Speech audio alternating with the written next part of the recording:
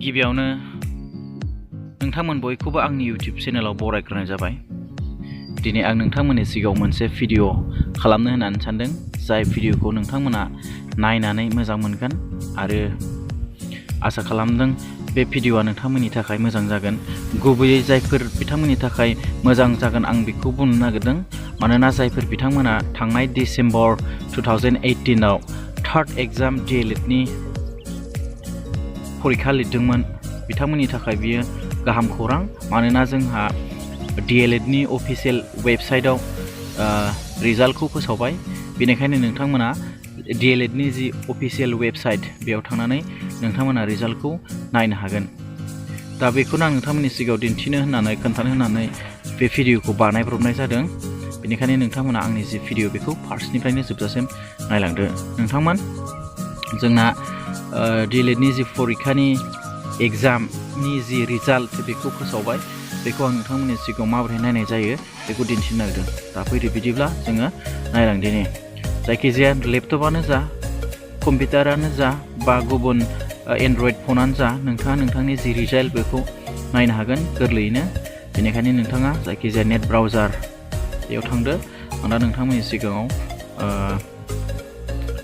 UC ब्राउजारनि गेजेरजों नायनानै दिन्थिनो नागिरदों। UC ब्राउजार अपेन खालामबाय आं। UC ब्राउजार अपेन खालामखांनायनि उनाव बेवहाय गुगोलाव सार्च खालाम, DLED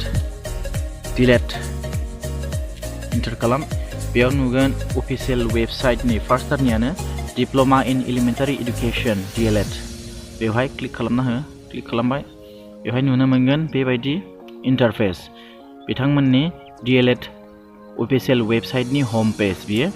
बेवहाय 1 नाम्बारावनो दङ, result of the third DLED examination held in December 2018 डिक्लेयार्ड अन 27 फेब्रुवारि 2019। माने दिनैनि डेटआव बिथांमोना रिजाल्टखौ फोसावबाय। दा अब्ला नोंथांमोना बेवहाय थांनानै नायनो हासिगोन। क्लिक खालामदो। क्लिक खालामनानै बेवहाय बेबायदि इन्टारफेस ओंखारगोन, result third exam held in December 2018 for 506 and 507 diploma in elementary education DLED 2017 and 19। बेवहाय नोंथाङा नोंथांनि रल नाम्बारखौ इन्टार खालामदो, जेरैहाय आं इन्टार खालामदों।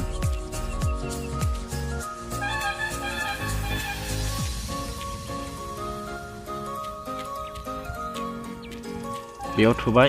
बेनि उनाव गाहायाव दङ select your date of birth. बेयाव नोंथांनि डेट अफ बार्थआ एक्जाक्ट जालायनो नाङा, जानला मेला होबाबो जायो। आंबो आंनि डेट अफ बार्थखौ एक्जाक्ट होआसै, जानला मेला होबाय। अब्लाबो नोंथांनि जि रिजाल्ट बेयो नुजागोन। नाय, आं साबमिट बाटनाव थुनि। क्लिक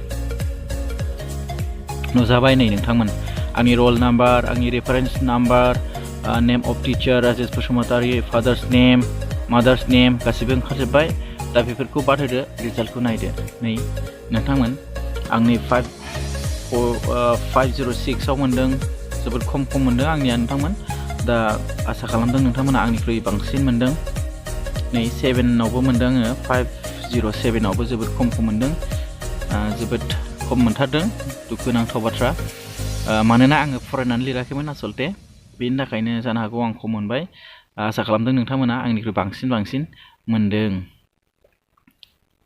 ना। आरो बेजों लोगोसेनो जोंहा फैबाय थानाय मार्चनि 15 आरो 16 बेवहाय लास्ट एग्जाम जानो दं होननानै जोंहा मिथिगौ, नोंथांमोनाबो मिथिगौ जानो हागौ।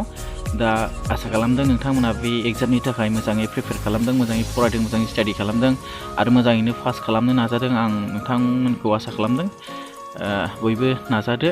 मानोना मोजां रिजाल्ट जायोब्लासो, जोंहा मेरिटआ मोजां जायोबासो मोजां जागोन। नोंथांमोनाबोथ' बयबो मिथिखागौआनो। बेनिखायनो नोंथांमोनखौ आङो बेखिनिखौ बुंबाय, जाहाथे मोजां रिजाल्ट खालामनानै DLEDनि जि लास्ट एग्जाम बेखौ मोजाङै उथ्रिसारनो हायो। बेनि थाखाय नोंथांमोनखौ आङो बेस्ट अफ लाक होनाय जाबाय दिनैनि जि बे भिडिअनि गेजेरजों। नोंथांमोन, आंनि भिडिअआ बेखिनियानोसै। नोंथांमोननि थाखाय आङो बे भिडिअखौ बानायब्रबनाय जाबाय हाखु दाखुनो। गोबां गोरोन्थि जालांनो हागौ आंनि बे भिडिअ बानायनायाव, बिनि थाखायबो आं नोंथांमोननि सिगाङाव निमाहा बिनाय जाबाय। लोगोफोरनि भिडिअखौ नायनायनि थाखाय नोंथांमोनखौ साबायखर बावो।